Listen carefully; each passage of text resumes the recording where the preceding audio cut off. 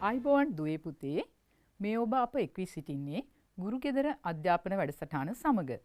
අද දවසේ මම ඔබට කතා කරන්න බලාපොරොත්තු වන්නේ 10 ශ්‍රේණියේ 3 වන විෂය කාණ්ඩයේ ශිල්ප කලා විෂයේ දෙවෙනි පාඩම වන ජ්‍යාමිතික හැඩතල වලින් නිර්මාණකරණය කියන පාඩම. ඒකට මේ ජ්‍යාමිතිය කියන වචනය ඔබට නුහුරු වුණත් ඔබ පොඩි පන්තිවල ඉඳලා ඉගෙනගෙන ආපු විවිධ ජ්‍යාමිතික හැඩතල රූප ඕගලන්ට මතක ඇති. අපි ගත්තාම චතුරස්‍ර, වෘත්ත, ත්‍රිකෝණ මේ වගේ රූප සටහන් ඕගොල්ලෝ පොඩි කාලේ ඇඳලා තියෙනවා. ගණිතයේ විෂයේදී විශේෂයෙන්ම මේ රූප සම්බන්ධව අපි ඉගෙන ගන්නවා.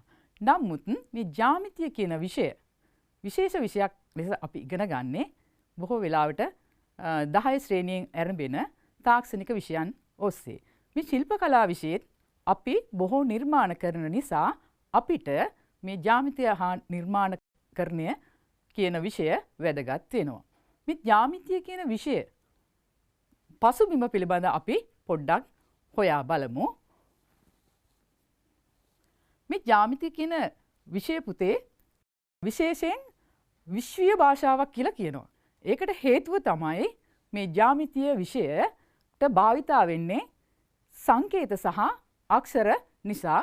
දැන් අපි උදාහරණයක් වශයෙන් ගත්තාම වෙනත් රටක නිර්මාණය කරන නිර්මාණයක් අපේ රටේ නිර්මාණ ශිල්පියෙකුට නිර්මාණය කිරීමේ හැකියාව තියෙන්නේ මේක විශ්වීය භාෂාවක් නිසා.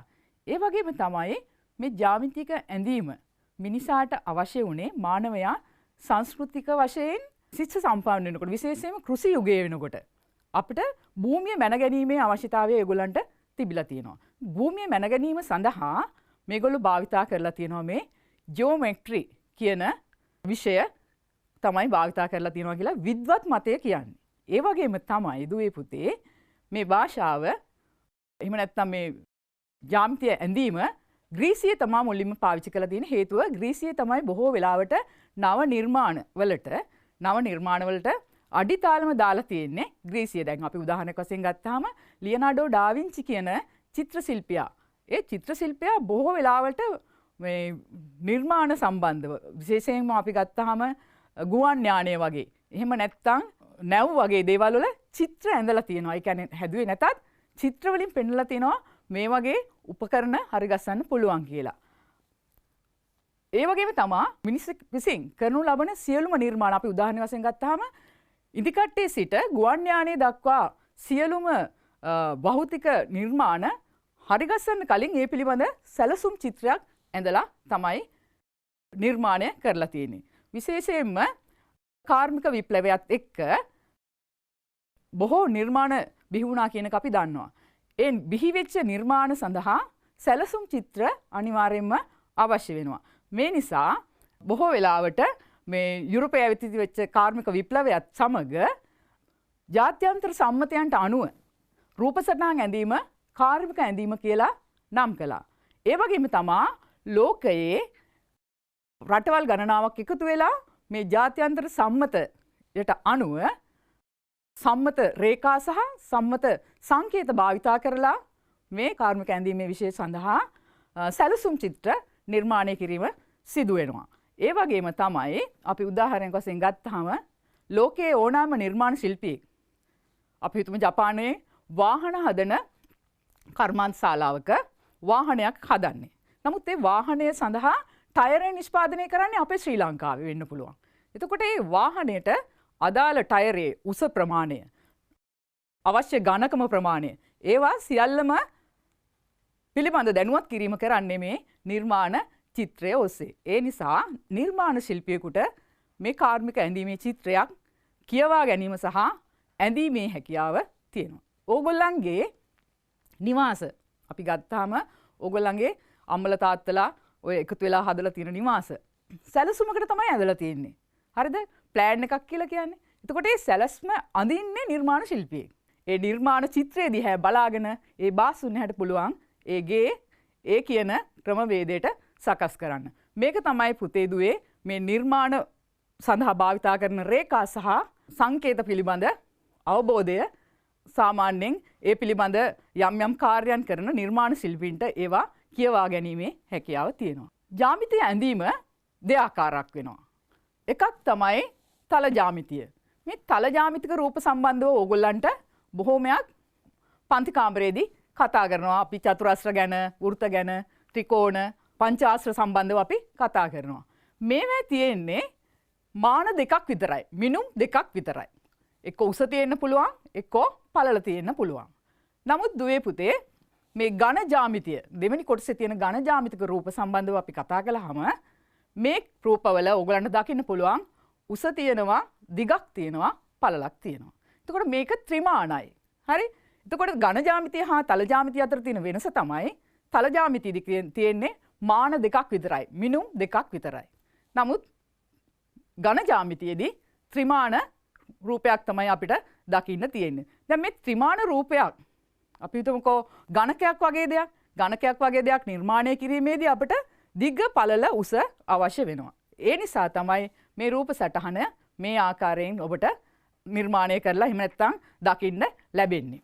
හරි. මේ ජ්‍යාමිතිය ඇඳීමේදී පුතේ අපිට උපකරණ කට්ටලයක් අවශ්‍ය වෙනවා. ඒ උපකරණ කට්ටලය ගැන අපි කතා කළොත් ඕගොල්ලන්ගේ 6 පන්තියේදී පාසලේ 6 පන්තියට යනකොට ඕගොල්ලන් පොත් අතරට එනවා විශේෂ උපකරණ කට්ටලයක්. කාටද කියන්න පුළුවන් ඒ වගේ මොනවාද විශේෂ උපකරණ කට්ටලය කියලා? ඕගොල්ලන් කියන්නේ කවකටු පෙට්ටිය කියලා. නේද? කවකටු පෙට්ටිය කියලා. නමුත් ඒක අපි නිවැරදිව කියන්නේ පුතේ දුවේ ජ්‍යාමිතික ඇඳීමේ උපකරණ කට්ටලය කියලා. අපි බලමු මේ ජ්‍යාමිතික උපකරණ කට්ටලයේ තියෙන උපකරණ සම්බන්ධව. මේ ජ්‍යාමිතික උපකරණ කට්ටලයේ තියෙන කෝදුව විශේෂයි. මේ කෝදුවෙන් කරන කාර්යය තමයි මිනුම් ලබා ගැනීම සහ මිනුමක් සලකුණු කිරීමට අපි මේක පාවිච්චි කරනවා. ඔයාලගේ කවකටු පෙට්ටියේ තියෙන්නේ සෙන්ටිමීටර් 15ක කෝදුවක්. මේ කෝදුවේ ඊට වඩා ප්‍රමාණයක් තියෙනවා. මොකද නිර්මාණ ශිල්පීන්ට සෙන්ටිමීටර් 15 ප්‍රමාණවත් නොවන නිසා විවිධ දිගින් යුත් කෝදු තියෙනවා. මේ කෝදුවේ අංකණය කරලා තියෙනවා එක පැත්තක් සෙන්ටිමීටර් සහ මිලිමීටර වලින්, අනෙක් පස අංකණය කරලා තියෙන්නේ අඟල් වලින්. සෙන්ටිමීටර් සහ මිලිමීටර වලින් කියන්නේ ජාත්‍යන්තර සම්මත මිනුම් ඒකකය. අඟල් වලින් කියන්නේ බ්‍රිතාන්‍ය මිනුම් ඒකකය. අපේ රටේ මේ වෙන විට ඔය රෙදි හැම මනිනවා යාර, අඩි, අඟල් වලින්. ඒ සඳහා තමයි අපි මේක දායක කරගන්නේ. ඊගාවට දුවේ පුතේ ඕගොල්ලන්ගේ කවකටු පෙට්ටියේ තියෙනවා මෙන්න මේ වගේ උපකරණ දෙකක්. හරි? මේ උපකරණ දෙක අපි හඳුන්වනවා විහිත චතුරස්‍ර යුගල කියලා. මොකද්ද කියන්නේ? විහිත චතුරස්‍ර යුගල කියලා. මේ විහිත චතුරස්‍ර යුගලේ මෙන්න මේ විහිත චතුරස්‍රය. මේ විහිත චතුරස්‍රය විශේෂයි. මේ තියෙන්නේ විහිත චතුරස්‍රය. මේ විහිත චතුරස්‍රයේ මේ පැත්තේ කෝණය අංශක 45යි. මේ පැත්තේ කෝණෙත් අංශක 45යි. මෙතන තියෙන්නේ ඍජු කෝණාශ්‍රයක්. එතන අංශක 90යි. මේක අපි හඳුන්වනවා පුතේ දුවේ 45 විහිත චතුරස්‍රය කියලා. මේ විහිත චතුරස්‍රය පාවිච්චි කරලා අපිට පුළුවන් අංශක 45 කෝණයක් ඇඳගන්න. එහෙම නැත්නම් අංශක 90 කෝණයක් ඇඳගන්න. තවත් විශේෂත්වයක් තියෙනවා මේ විහිත චතුරස්‍රයේ. මේක ඍජු කෝණී ත්‍රිකෝණයක ආකාරය තමයි මේක අපිට දකින්න ලැබෙන්නේ. ඒ වගේම මේක සම ද්විපාද ත්‍රිකෝණයක්. සම ද්විපාද ත්‍රිකෝණයක් තමයි අපිට මේකේ දකින්න පුළුවන් වෙන්නේ. මේ තියෙන දුව පුතා අනිත් විහිත චතුරස්‍රය. මේක අපි හඳුන්වන්නේ 30 සහ 60 විහිත චතුරස්‍රය කියලා. මේ පැත්තේ තියෙන්නේ අංශක 30ක කෝණයක්. මේ පැත්තේ තියෙන්නේ අංශක 60ක කෝණයක්. මේ පැත්තේ තියෙන්නේ අංශක 90ක කෝණයක්. එතකොට මේකත් අපි ඍජු කෝණී ත්‍රිකෝණයක හැඩය තමයි මේකේ දැర్శණය වෙන්නේ. ඒ වගේම මේකේ පාද දෙක විසමයි. ඒ නිසා දිගින් අසමානයි. අපි හින්දා මේක විෂම පාද ත්‍රිකෝණයක් වශයෙන් උත් අපිට මේක හඳුන්වන්න පුළුවන්. මේ විහිත චතුරස්‍ර යුගලම පාවිච්චි කරලා අපිට නිර්මාණය කරන්න පුළුවන් විවිධ කෝණ තියෙනවා. දැන් ඕගොල්ලන්ට පුළුවන් මේ කෝණය විතරක් ඇඳුත් අංශක 60 කෝණයක් ඇඳගන්න. මෙතන කෝණය ඇඳුත් අංශක 30 කෝණයක් ඇඳගන්න. මේ විහිත චතුරස්‍ර දෙකම පාවිච්චි කරලා අපිට පුළුවන් 15 ගුණාකාර සහිත ඕනම කෝණයක් නිර්මාණය කරගන්න. දැන් අපි මෙතන තියෙන්නේ 30යි, මෙතන තියෙන්නේ 45යි. එකතු කළාම කීයද? 75ක කෝණයක් අපිට ඇඳ ගන්න පුළුවන්. මේ විහිත චතුරස්‍ර යුගල මෙතන අංශක 90යි මෙතන අංශක 45යි මේ දෙක එකතු වුනහම අංශක 135 කෝණයක් අපිට නිර්මාණය කරගන්න පුළුවන්. ඒ වගේ පුතේ දුවේ 15 ගුණාකාර සහිත කෝණ අපිට මේ විහිිත චතුරස්‍රය ආශ්‍රයෙන් නිර්මාණය කරගන්න පුළුවන්. මෙච්චර කාලේ ඕගලන්ට කෝණයක් අඳින්න කිව්වහම ඕගොල්ලෝ කව කටුව පාවිච්චි කළා. එහෙම නැත්නම් තවත් විශේෂ උපකරණයක් තියෙනවා. ඒ විශේෂ උපකරණය පාවිච්චි කළා තමයි කෝණ ඇඳගත්තේ. බලමු අපි ඊගාව උපකරණය මොකක්ද කියලා. ඔයගලන් කව කටු පෙට්ටියේ තියෙනවා මෙන්න මේ වගේ උපකරණයක්. අපි මේකට කියනවා කෝණමානය කියලා. මේ කෝණමානයේ තියෙන විශේෂත්වයක් එකක් තමයි මේක දෙපසටම ක්‍රමාංකණය කරලා තියෙනවා. 0 සිට 10 20 30 කියලා 180 දක්වා මේ රූපයේ ඔයගලන් ප්‍රදර්ශනය වෙනවා සම්පූර්ණව වෘත්තාකාර කෝණමානයක්. එතකොට අපිට පුළුවන් අංශක 360 අතරේ තියෙන ඕනෑම කෝණයක් ඇඳ ගැනීමට. මෙහිදී විශේෂත්වයක් තියෙන්නේ නිර්මාණය කරන්න බැරි සමහරක් කෝණ තියෙනවා. දැන් අංශක 87 කියන්නකෝ. අංශක 87 වගේ කෝණයක් නිර්මාණය කරන්න ටිකක් අමාරුයි. ඒතර අංශක 87 වගේ කෝණයක් අපිට නිවැරදිව ඇඳ ගන්න අපිට මේ කෝණමානය ආශ්‍රයෙන් පුළුවන්කම තියෙනවා. මේ තියෙන්නේ ඕගොල්ලන්ගේ කවකටු පෙට්ටියේ තියෙන කව කට්ට තමයි මේ තියෙන්නේ. එතකොට අපි මේක නිවැරදිව අල්ලන්න ඕනේ. මේ කවකටු හිසෙන් තමයි අල්ලලා අපි කරකවන්න ඕනේ. කොයි වෙලාවකත් මේ බාහුවකින් අල්ලලා භාවිතා කරන්නේ නැහැ අපි සාමාන්‍යයෙන්. මේක පාවිච්චි කරන්නේ අපි චාප අඳින්න එහෙම නැත්නම් වෘත අඳින්න. පැන්සල දානකොට පැන්සල සම්බන්ධ කර ගන්නකොට මේකේ අනිවාර්යයෙන්ම මේ හිසට වඩා කෙටි ප්‍රමාණයකින් යුතු පැන්සලක් තමයි අපි තෝරා ගන්න ඕනේ. හේතුව නිර්මාණය නිවැරදිව කිරීම සඳහා බාධාවකින් තොරව මේ කරකවීමේ හැකියාව තියෙන්න ඕනේ කවකටුව පාවිච්චි කිරීමේදී. කවකටුවෙන් අපිට පුළුවන් චාප අඳින්න එහෙම නැත්නම් වෘත අඳින්න තමයි අපි මේක පාවිච්චි කරන්නේ. ඒ වගේම කාර්මික ශිල්පීන් විසින් භාවිතා කරන මෙන්න මෙවැනි කවකටුවත් ඕගොල්ලන් දැකලා ඇති. නිවැරදිවම මිනුම් ලබා ගැනීම මේ මගින් අපිට කරන්න පුළුවන්. ඊගවට මෙතන මේ හසුරවන්න තියෙනවා පොඩි රවුමක් වගේ කොටසක්. ඒ නිසා නිවැරදිවම මානයක් අරගෙන සලකුණු කර ගැනීමේ හැකියාව අපිට මේ කවකටුවෙන් තියෙනවා. මේ තියෙන්නේ තවත් එවැනි උපකරණයක්. මේක බෙදුම් කටුව කියලා අපි හඳුන්වනවා. එතකොට මේකෙන් කරන්නේ මේ කෙටි මිනුම් තවත් තැනක සලකුණු කිරීම සඳහා අපි මේක භාවිතා කරනවා. මේකත් භාවිතා කිරීමේදී අපි මේ හිස කොටසෙන් තමයි පාලනය කළ යුතු වෙන්නේ. නැතිනම් මේ බාහු එහා මෙහා වුණොත් අපි ගන්න මිනුම් වෙනස් වීමට ලක් වෙනවා.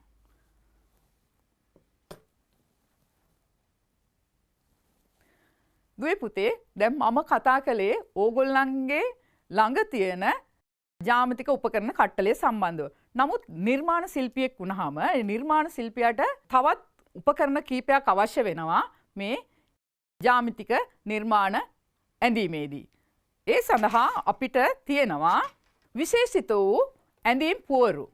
මේ ඇඳීම් පුවරු පදම් කරපු ලීයෙන් එහෙම නැත්නම් ෆයිබර් වලින් එහෙම නැත්නම් ප්ලාස්ටික් වලින් සකස් කරලා තියෙනවා. මේ අපි අතේ තියෙන්නේ මේ ප්ලාස්ටික් වලින් සකස් කරපු ඇඳීමේ පුවරුවක්.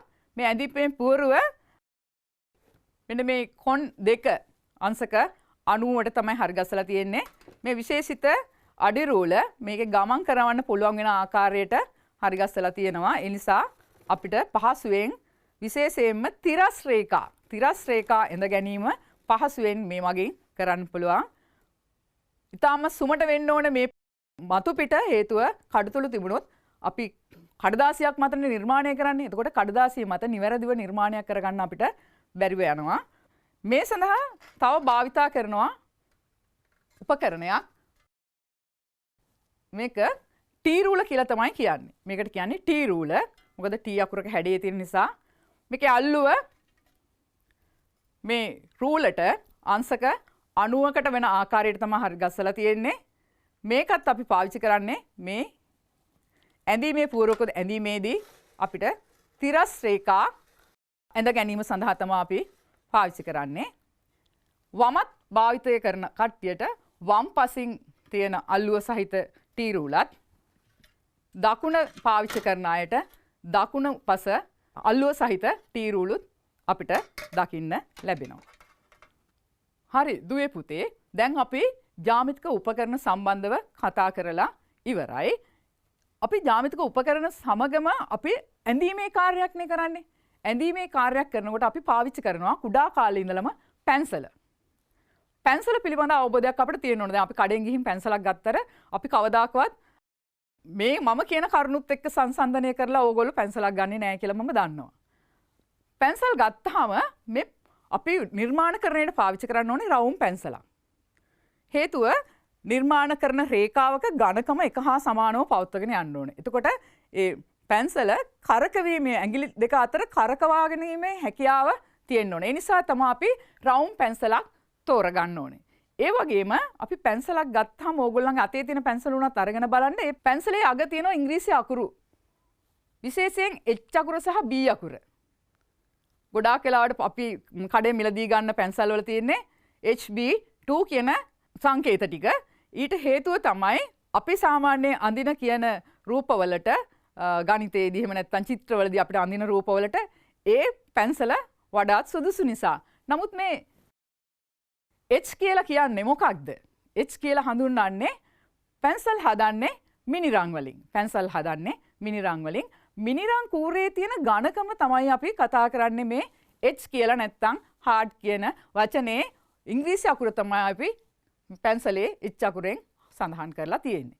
ඒ වගේම B අකුරෙන් කියන්නේ මේ මිනිරං වල තියෙන මෘදු ගතියක්. දැන් සමහරක් වෙලාවට ඕගොල්ලෝ පැන්සලකින් මැකුවම කළු වෙන අවස්ථාවල් තියෙනවා.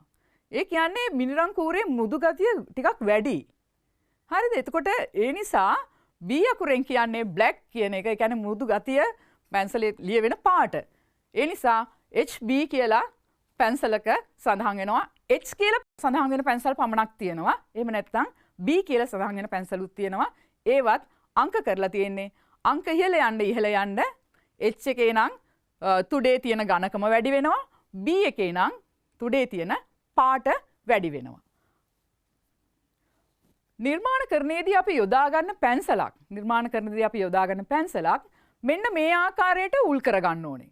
මොකද මම ඕගොල්ලන්ට කිව්වා නිර්මාණ කරනකොට ඒ නිර්මාණය රේඛා එක ඝනකමින් පවත්වාගෙන යන්න කියලා. එක ඝනකමකින් පවත්වාගෙන යන්න ඕනේ නිසා තමයි අපි මේ මිලිමීටර 8ක තියෙන තුඩක් සහිතව පැන්සල සකස් කර ගන්න ඕනේ.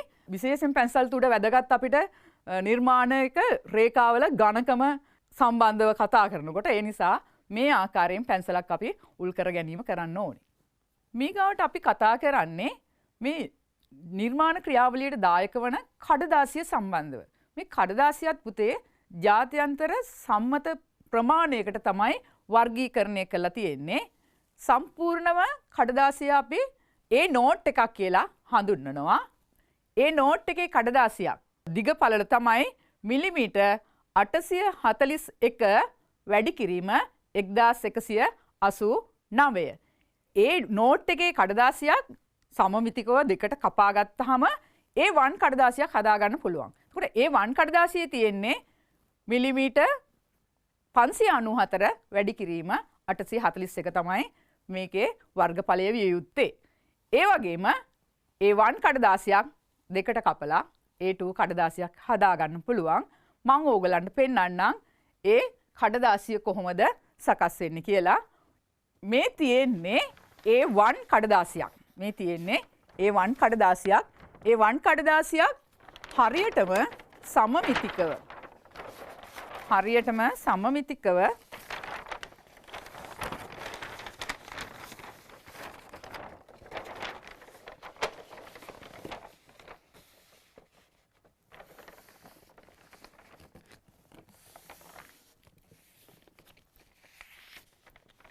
දෙකට නවා ගත්තාම සකස් වෙනවා A2 කඩදාසියක්.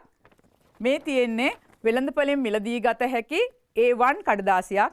මේ තියෙන්නේ මේ A2 කඩදාසියක්. ඔයගලන් දැක්කා. දැන් මේ A1 ෂීට් එක දෙකට නැමුණු ප්‍රමාණය තමයි මේ තියෙන්නේ. මේ A2 ෂීට් එකක් නැවත දෙකට නැමුණාම සමමිතිකව සකස් කරගත්තාම A3 ෂීට් එකක්. මේ තියෙන්නේ අපි කඩෙන් මිලදී ගන්න A3 ෂීට් එක. මේ A3 ෂීට් එක දෙකට නැවුවාම A4 ෂීට් එකක් එහෙම නැත්නම් ඕගොල්ලෝ කඩෙන් ඉල්ලන්න ගිහින් A4 ෂීට් එකක් දෙන්න කියලා. මේ ප්‍රමාණය තමයි ඒ තියෙන්නේ. එහෙනම් මේ කඩදාසි වර්ගීකරණය පිළිබඳවත් ඕගොල්ලන්ට දැනුමක් ලැබෙන්නේ නැති කියලා මම හිතනවා. දුවේ පුතේ දැන් අපි කඩදාසි වර්ගීකරණය ගැන ඉගෙන ගත්තා. ඒ වගේම තමයි මම කතා කළා ජ්‍යාමිති ඇඳීමේදී අපිට වැදගත් වෙනවා විශේෂයෙන් රේඛා සම්බන්ධව. මේ තමයි ජ්‍යාමිති නිර්මාණයේ භාවිත කරන රේඛා වර්ග. ප්‍රධාන වශයෙන් කොටස් දෙකකට බෙදනවා. එකක් සරල රේඛා, අනිත් එක වක්‍ර රේඛා. සරල රේඛා කොටස් වෙනවා. තිරස් රේඛා, පොළවට සමාන්තර වැඳෙන රේඛා තිරස් රේඛා, සිරස් රේඛා, පොළවට ලම්බක වැඳෙන රේඛා, ආනත රේඛා, ඇල රේඛා කියලාත් අපි හඳුන්වනවා. සමාන්තර රේඛා කියලා මේ සරල රේඛා ටික කොටස් වෙනවා. කාර්මිකයේ ඇඳීමේදී පමණක් භාවිතා වෙන සම්මත රේඛා වර්ග කීපයක් අපි තියෙනවා. එකක් තමයි ඝන අඛණ්ඩ රේඛා. මේ රූප සටහනේ ඕගලන්ට පෙන්වනවා ඝන අඛණ්ඩ රේඛා. වස්තුවක පෙනෙන දාර දැක්වීමට තමයි අපි මේ ඝන අඛණ්ඩ රේඛා භාවිතා කරන්නේ. දෙවෙනි එක තමයි සිහින් අඛණ්ඩ රේඛා. ඔයගලන්ට පේනවා ඇති මේ රූපේ මාන යොදලා තියෙනවා. මේ මාන යොදලා තියෙන සිහින් අඛණ්ඩ රේඛා තමයි අපි ඒ සඳහා භාවිතා කරලා තියෙන්නේ. තුන්වෙනි එක තමයි කඩ රේඛා. කඩ රේඛා කියලා කියන්නේ අර ත්‍රිමාන වස්තුවක නොපෙනෙන දාර. අපි අඳිනකොට මේ දාරයක් තියෙනවා නම් ඒක පෙන්눔 කරන්න ඕනේ. පෙන්눔 කරන්න තමයි අපි මේ කඩ රේඛා වලින් ඒ රේඛාවල් සලකුණු කරන්නේ. හතරවෙනි එක තමයි සිහින් දාම රේඛා. සිහින් දාම රේඛා මධ්‍ය අක්ෂයක්. එහෙම නැත්නම් සමමිතික බවක් පෙන්වන්න. දැන් මේ සිලින්ඩරේ සමමිතිකව හරියටම කපා ගන්න එහෙම ඕන නම් අපිට මේ සමමිතිකත්වය පෙන්වන්න ඕනේ. ඒ සමමිතිකත්වය පෙන්වන්න අපි පාවිච්චි කරන්නේ සිහින් දාම රේඛා. ඊගාවට දෙකලවර ඝන දාම රේඛා කියලා තියෙනවා. විශේෂයෙන් බලන්න ඒකේ අර කෙරවල් දෙකේ තියෙන රේඛා දෙක කෙටි. දැන් ඔයගොල්ලෝ හිතන්න පුළුවන් සිහින් දාම රේඛා කියන එකයි මේ දෙක එක වගේ කියලා නෑ. මේ දෙකේ පොඩි වෙනසක් තියෙනවා. අරකේ තියෙන්නේ සමාන පරතරයකින් යුතුව සමාන දිගකින් යුතුව රේඛා ඛණ්ඩ. මෙතෙන්දි තියෙන්නේ මුලින් පටන් ගන්න තැන සහ අග තියෙන්නේ කෙටි රේඛා දෙකක්. මේකට කියනවා අපි දෙකලවර ඝන දාම රේඛා කියලා. අපිට හිතමුකෝ දැන් අපි නිර්මාණයක් කරනකොට ඒ නිර්මාණය අපිට යම් ස්ථානයකින් ඡේදනය කරන්න සිද්ධ වෙනවා. එතකොට ඒ වගේ ලක්ෂණයක් පෙන්වන්න තමයි අපි රූප සටහනක මේ ආකාරයට මේ රේඛා භාවිතා කරන්නේ.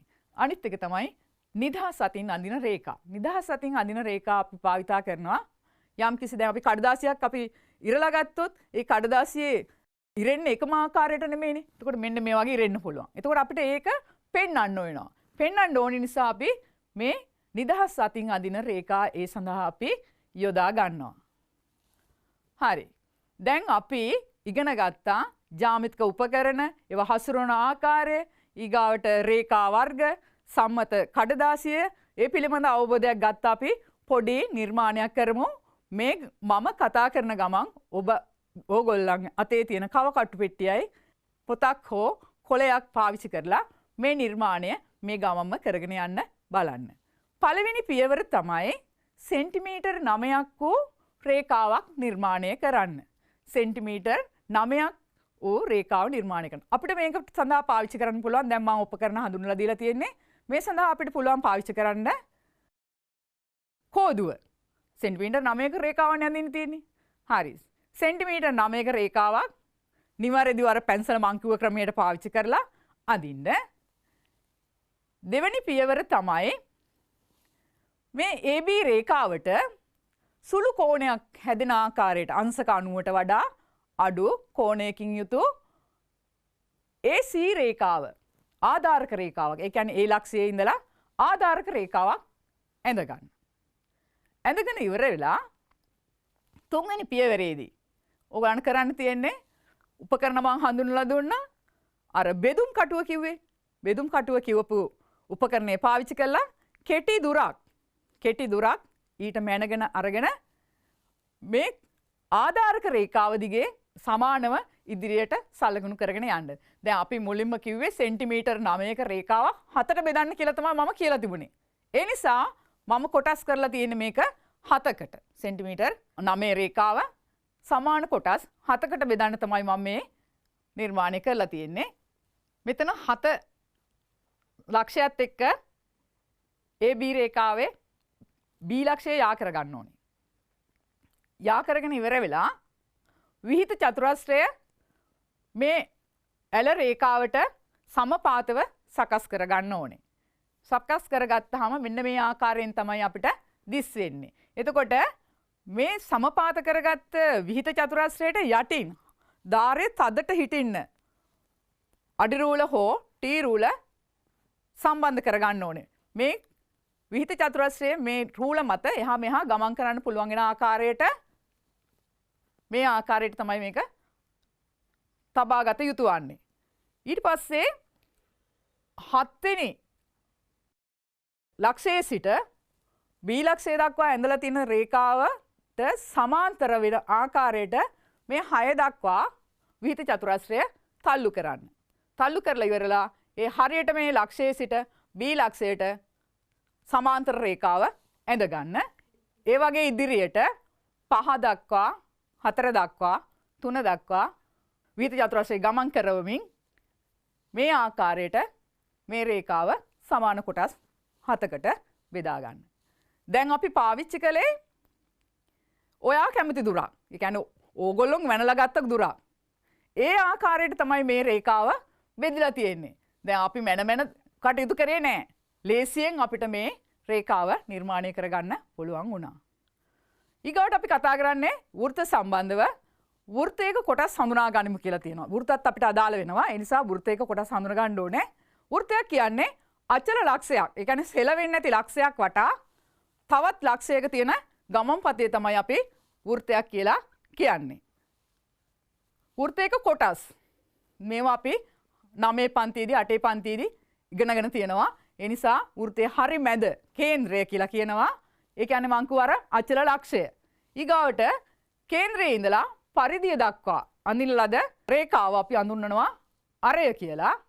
කේන්ද්‍රය හරහා යන පරිධිය යා කරන රේඛාව තමයි අපි විස්කම්භය කියලා කියන්නේ. වෘත්තයක තිරස්ව කේන්ද්‍රය හරහා ගමන් කරන රේඛාව සහ සිරස්ව ගමන් කරන රේඛාව ඡේදනය වෙලා හැදෙනවා. වෘත්තයේ කොටස් 4කට බෙදෙනවා. එතකොට එක කොටසක් අපි හඳුන්වනවා වෘත්ත පාදය කියලා. වෘත්තයක වෘත්ත පාද 4ක් තියෙනවා.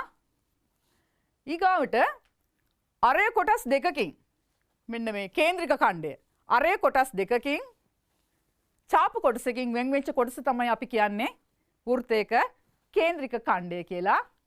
මේ තියෙන්නේ වෘත්තයෙන් භාගයක්. ඒ කියන්නේ විස්කම්භය ඇඳහම එකෙන් වෙන් වෙන එක් කොටසක් මේක අර්ධ වෘත්තය කියලා හඳුන්වනවා. ජාය විශේෂයි. හේතුව කේන්ද්‍රය හරහා ඇඳුනොත් විස්කම්භය වෙන්නේ. කේන්ද්‍රය හරහා පරිධිය දෙකක් යා වුණොත් විස්කම්භය වෙන්නේ. ජාය කියලා කියන්නේ කේන්ද්‍රය හරහා නෙමෙයි ඇඳලා තියෙන්නේ. නමුත් පරිධි දෙකක් යා වෙලා තියෙනවා. එතකොට ඒ වගේ රේඛාවකට අපි කියනවා ජාය කියලා. ජායෙන් වෙන් වෙන වෘත්ත කොටස වෘත්ත ඛණ්ඩය කියනවා. මේකට අපි කියනවා කුඩා වෘත්ත ඛණ්ඩය කියලා. මේකට කියනවා අපි මහා වෘත්ත ඛණ්ඩය කියලා.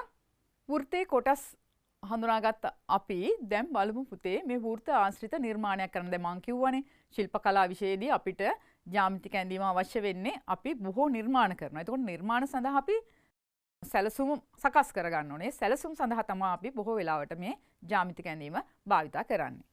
අපි වෘත්ත සමච්ඡේදනය කර ගැනීම. වෘත්ත සමච්ඡේදනය කර ගැනීම හරහා නිර්මාණයක් කරන්න තමයි දැන් අපි බලාපොරොත්තු වෙන්නේ. මේ වෘත්තය ඉරට්ටේ ගුණාකාර වලට අපි ඉස්සෙල්ලා බෙදාගෙන ඉන්න ඕනේ. ඉරට්ටේ ගුණාකාර වලට බෙදන්න ලේසි. මං කිව්වා අර වෘත්ත පාද දෙක. ඔයාලට මතකයිනේ වෘත්ත පාද සම්බන්ධව. එතකොට වෘත්ත පාද තිරස් රේඛාව සහ සිරස් රේඛාව කේන්ද්‍රය හරහා යන ඒ මගින් වෘත්තයේ ප්‍රධාන කොටස් 4කට බෙදනවා කියලා ඔයගොල්ලෝ දන්නවා. මෙහෙම කොටස් 4ට බෙදාගෙන ඒ ලක්ෂයේ ඉඳලා කව කටුවට ඔයගොල්ලෝ කැමති දුරක් අරගෙන බාහිරින් ඡාපයක් ඇඳ ගන්න. ඒ දුරම වෙනස් කරන්නේ නැතුව C ලක්ෂයේ තියලා කලින් නිර්මාණය කරගත්ත ඡාපය ඡේදනය කරන්න ඒ ලක්ෂය P කියලා නම් කරගන්න. එතකොට මේ P ලක්ෂය සහ කේන්ද්‍රය සම්බන්ධ වෙන ආකාරයට පරිධිය දෙක යා කරන්න. ඒ ආකාරයට මුළු වෘත්තයම කොටස් 8කට බෙදා ගන්න. මේ කොටස් 8ට බෙදාගත්තට පස්සේ අපි මේ නිර්මාණය කරන්න යන්නේ. ඕගලන්ට පේනවා අතන ලස්සන මල් කිනිත්තක් තියෙනවා. මේ මල් කිනිත්ත නිර්මාණය කරන්න තමයි අපි දැන් සූදානම් වෙන්නේ. මේ සඳහා අපිට අවශ්‍යයි ද්‍රව්‍ය වශයෙන් A4 කඩදාසි, ගේජ් 24 කම්බි. මේ තියෙන්නේ ගේජ් 24 කම්බි. මේ ඝනකම වනින්නේ අපි ගේජ් වලින්. බයින්ඩර් ගම් අවශ්‍ය වෙනවා. ගම් ටේප් අවශ්‍ය වෙනවා. ඝන කඩදාසියක් අවශ්‍ය වෙනවා. උපකරණ වශයෙන් කව කටුවයි, පැන්සලයි, කෝදුවයි, කතුරයි, අඬුව තමයි අපි පාවිච්චි කරන්නේ. දුවේ පුතේ ඉස්සර වෙලාම අපි ප්‍රමාණ 3කින් වෘත ඇඳ ගන්න ඕනේ. දැන් අපි මලක් ගත්තාම මේ මලේ ප්‍රමාණය දැන් ලොකු වෙන්නත් පුළුවන්, පොඩි වෙන්නත් පුළුවන්. ඒ නිසා ඕගොල්ලන් කැමති ප්‍රමාණ වලට වෘත ඇඳ ගන්න පුළුවන්. මම මේ උදාහරණයක් තමයි දීලා තියෙන්නේ. ලොකු වෘතය අරය සෙන්ටිමීටර් 5ක්, දෙවෙනි ප්‍රමාණයේ වෘත අරය සෙන්ටිමීටර් 4කිනුත්, තුන්වෙනි ප්‍රමාණයේ සෙන්ටිමීටර් 3කිනුත් කපා ගන්න කියලා. ඒ නිසා අපි ඇඳගත්ත වෘත කපා ගන්න ඕනේ.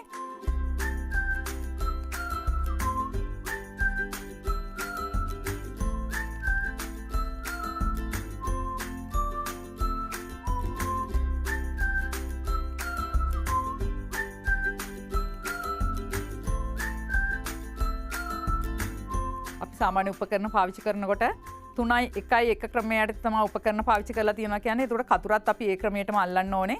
එතකොට මේ අපි මේ කාර්ය කර ගැනීමට අපිට පහසු වෙනවා.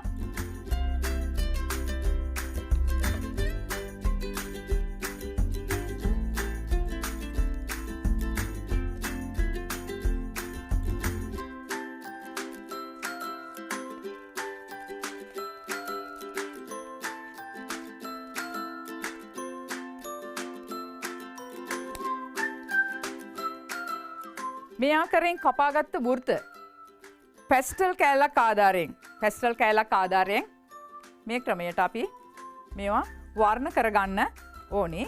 ඕගලන්ට පුළුවන් කඩෙන්ම මේ A4 කඩදාසි වර්ණ A4 කඩදාසි පාවිච්චි කරන්න. මම මෙහිදී වර්ණ A4 කඩදාසි භාවිතා නොකළේ සාමාන්‍ය මලක වර්ණ එකම වර්ණය වෙන්නේ නැහැ. ඒ නිසා මේ ආකාරයට අපිට පුළුවන් ලොකු වෘත අඩු වර්ණයක් එන ආකාරයට පාට කරන්නත්, කුඩා වෘත මේ වගේ තද පාට එන ආකාරයට වර්ණ කරගන්නත්, මධ්‍යම ප්‍රමාණයේ වෘත ඊටත් වඩා ටිකක් ලා පැහැයෙන් වර්ණ කරගත්තාම මේ මල ලස්සනට හරි ගස ගන්න පුළුවන්. මෙහෙම සකස් කරගත්ත වෘත අපි සමාන කොටස් වලට බෙදා ගැනීම කරන්න මේ විදිහට සමමිතිකව දෙකට නමා ගන්න. නැවත 4ට නමා ගන්න. නැවත නැවීම තුලින් අපිට මේ වෘත්තය කොටස් 8කට බෙදෙන ආකාරයට මේ ආකාරයට නැමීම කරන්න ඕනේ. නමපු වෘත්තයක් සෑම වෘත්තයක්ම මැදින් වෙන් නොවන ලෙස මෙන්න මේ ආකාරයට කපා ගැනීම සිදු කරන්න ඕනේ.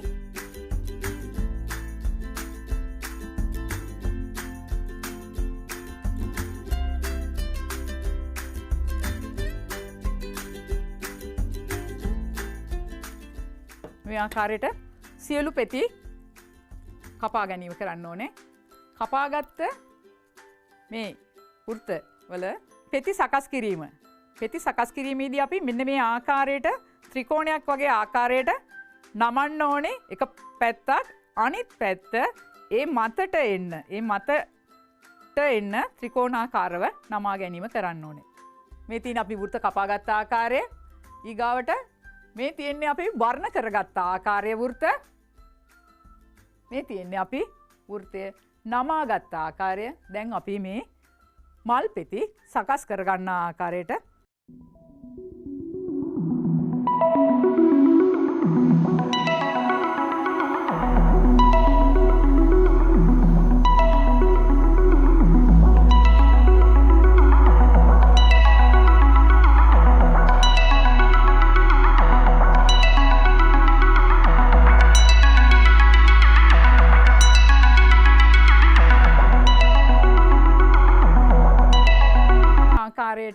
මල් පෙත්ත තියෙන්න ඕනේ. මේ සෑම නැමු ලක්ෂයක් ගාවම බයින්ඩර් ගම් පාවිච්චි කරලා මැදට ඇලවෙන්න නැති වෙන්න. මැදට ඇලවෙන්න බැහැ. එතකොට යන්තම් කොනක විතරක් ගම් ගාලා අනිත් කොටසට අලවා ගැනීම සිදු කරන්න ඕනේ.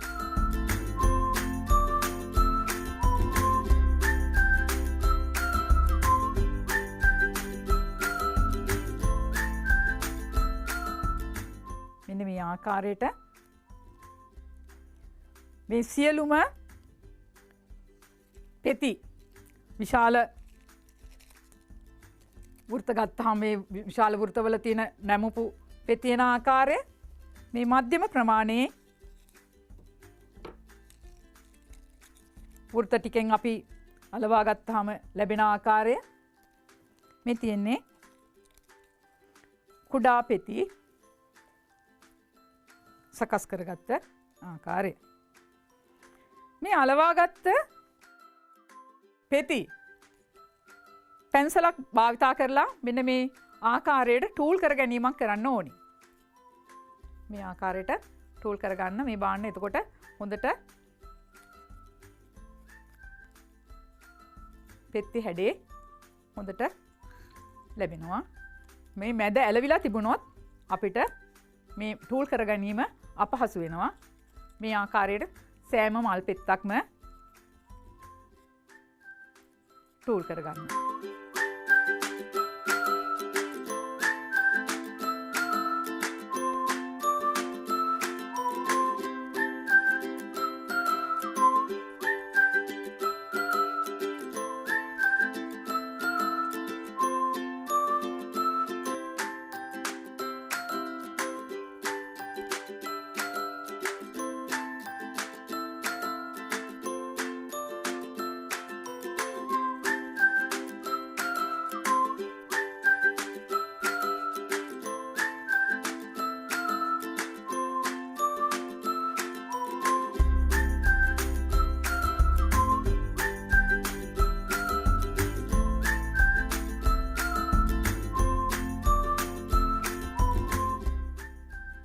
මේ තියෙන්නේ පෙති අපි සකස් කරන්න ඕන ආකාරය.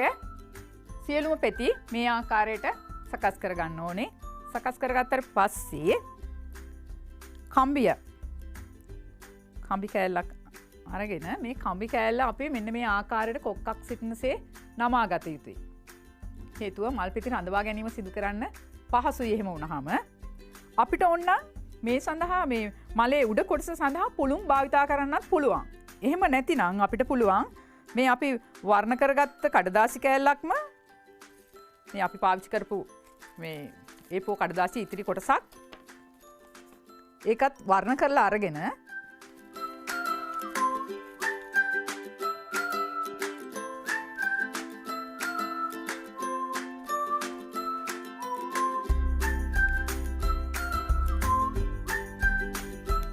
මෙන්න මේ ප්‍රමාණයේ කඩදාසි කෑල්ලක් කපාගෙන එකත් වර්ණ කරගන්න. වර්ණ කරගෙන ඉවරලා මේක මේ ආකාරයට වෙන්න නොවන ලෙස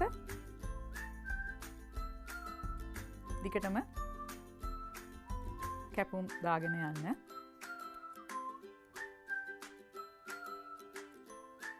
ඊට පස්සේ අර නවාගත්ත කම්බිය ඇතුළට මේ කොටසක් යවලා මේ ආකාරයට මලේ උඩ සකස් කරගන්න ඕනි.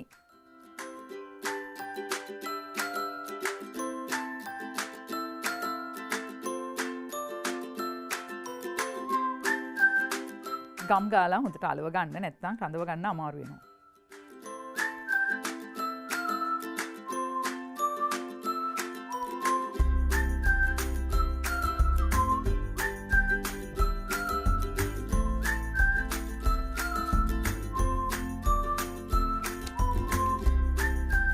ඊට පස්සේ ඉස්සර වෙලාවම මේ සකස් කරගත්ත කුඩා මල් පෙත්ති තියෙනවනේ.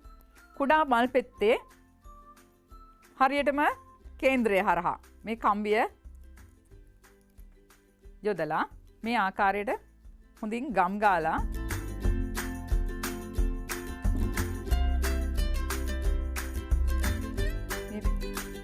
පෙති ඇකිලෙන ආකාරයට උඩ හරි ගස්සන්න. මේ පෙති ඇකිලෙන ආකාරයට තමයි මම හරි ගැස්සුවේ.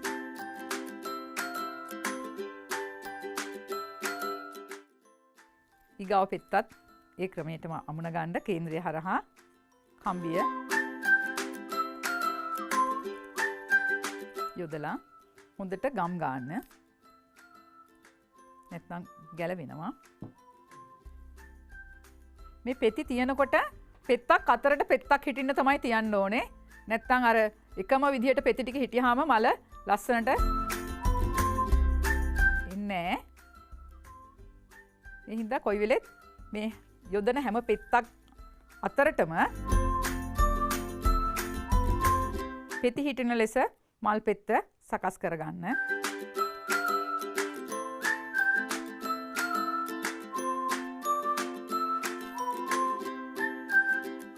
ගම් හොඳට ආලේප වෙන්න ඕනේ නැත්නම් මේ මලේ පෙති අපිට ඉක්මනින් සවි කරගන්න බැරි වෙනවා.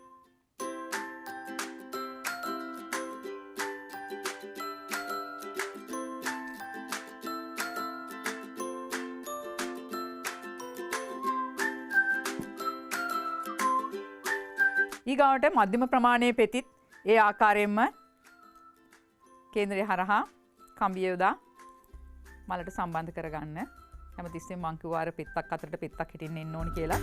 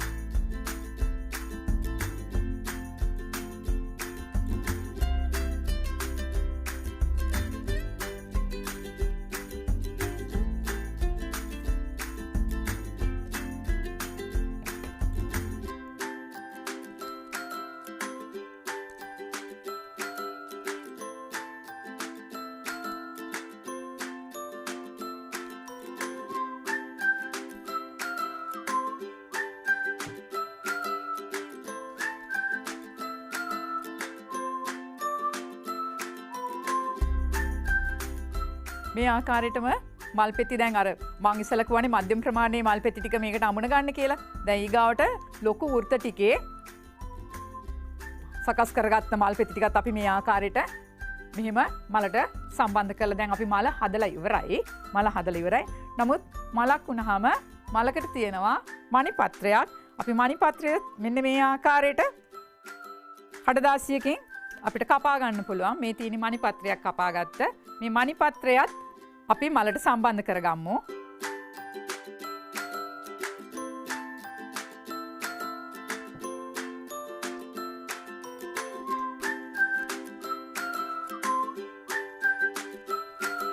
මණි පත්‍රයත් අපි මේ ආකාරයටම මලට සම්බන්ධ කරලා හොඳින් අලව ගන්න.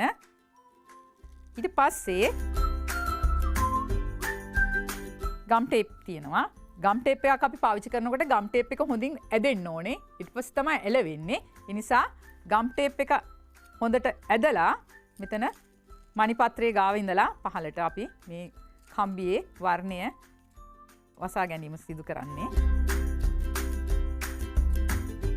කොයි වෙලෙත් ගම් ටේප් එක පහළට ඇදලා තමයි අපි අලවන්න ඕනේ.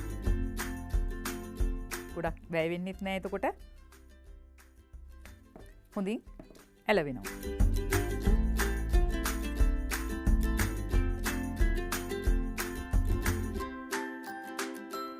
මේ තියෙන්නේ අපි සකස් කරගත්ත මල ඕගොල්ලන්ට මේ සඳහා වුණා කොලයක් හරිගස්ස ගන්නවා නම් මේ අපි රෙදි කෑල්ලක් තියෙනවා මේ වගේම තමයි අපි කොලයක් කපාගෙන කොළ දෙකක් කපා ගන්න ඕනේ.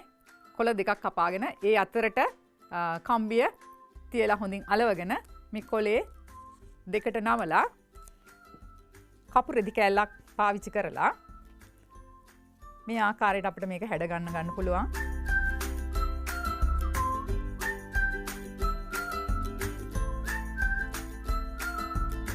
කොලයක් වුණාම කොලයක දාර තියෙනවනේ මෙන්න මේ වගේ දාර වගේ. එතකොට අපිට මේක මේ ආකාරයට සවි කර ගන්න පුළුවන්. මේ වගේ අපිට මොලක් හරි ගස්ස ගන්න පුළුවන්.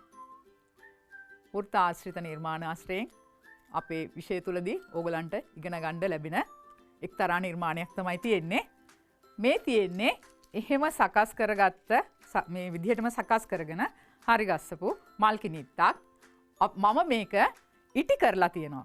ඕගලන්ට පසු වෙන පාඩමක මේ කෘත්‍රිම මලක් කොහොමද ඉටි කරගෙන හොදන්න පුළුවන් වෙන ආකාරයට සකස් කරගන්න කියලා ඉගෙන ගන්න පුළුවන්. මේ තියෙන්නේ අපි වෘත්තාශ්‍රයෙන් අද කර නිර්මාණය. හරි දුවේ පුතේ, මේ තමයි දැන් අපි මේ මල හදන්න සිදු කරපු පියවරවල්. මේ සියලු මල් පෙති සකස් කරගත් ආකාරය, මේ තමයි මල් පෙති ටූල් කරගත්තේ කොහොමද කියන එක. මෙතන තියෙන මේ සියලුම මල් පෙති ටික සකස් කරලා අපි ඉවරයි, ටූල් කරලා සේරම කරලා ඉවරයි. මේ තියෙන්නේ මලේ මුදුන සකස් කරගත්ත ආකාරය. ඒ වගේම මේ තියෙන්නේ මල් පෙති අපි අමුණ ගත්ත ආකාරය. මේ සකස් කරගත්ත කොළය කපා ගන්න ඕන ආකාරය තමයි මෙතන තියෙන්නේ. මේකටත් මම පැස්ටල් තමයි පාවිච්චි කරලා තියෙන්නේ. මේ තියෙන්නේ අපි සකස් කරගත්ත කොළය සහ මල. මේ තියෙන්නේ අපි සකස් කරලා හරි ගස්ස ගන්න පුළුවන් අපේ නිර්මාණය. හොඳයි දුවේ පුතේ, මම අද ඕගලන්ට කතා කළේ ජ්‍යාමිතික හැඩතල වලින් නිර්මාණ කරන සම්බන්ධව. ජ්‍යාමිත හැඩතල කියන්නේ මොකක්ද කියන එක, ජ්‍යාමිතියේදී භාවිත කරන උපකරණ කට්ටලිය සම්බන්ධව, උපකරණ භාවිතා කරන්නේ කොහොමද කියන එක සම්බන්ධව, ඒ වගේම නිර්මාණකරණයේදී භාවිතා කරන පැන්සල කොහොමද හඳුන ගන්න ඕනේ කියන එක, ඒ වගේම කඩදාසිය සම්මත කඩදාසි මොනවද කියලා අඳුරගන්න එක, ඒ ආශ්‍රයෙන් රේඛාවක් සමාන කොටස් වලට බෙදන්නේ කොහොමද, වෘත්තයක් සමාන කොටස් වලට බෙදන්නේ කොහොමද කියලා අපි ක්‍රියාකාරකම් දෙකක් කළා. වෘත්ත ආශ්‍රිත නිර්මාණයකුත් අපි අද මේ පාඩමේදී ඉගෙන ගත්තා. ඔයගොල්ලන්ගේ පෙළ පොතේ තියෙනවා වෘත්තය කොටස් 16කට බෙදලා ඩේලිය මලක් සකස් කරන්නේ කොහොමද කියලා. ඕගොල්ලන්ට දැන් මම මේ පෙන්වුව ආකාරයට මේ පියවරවල් අනුගමනය කරමින් ඩේලිය මල සකස් කරන්න උත්සාහ කරන්න. එහෙනම් දරුවනේ මෙවැනි නිර්මාණ ඕගොල්ලන්ට නිවසේ ඉඳගෙන කරන්න පුළුවන්. නැවත අපි මෙවන් පාඩමකින් මුණ ගැසෙමු. ආයුබෝවන්.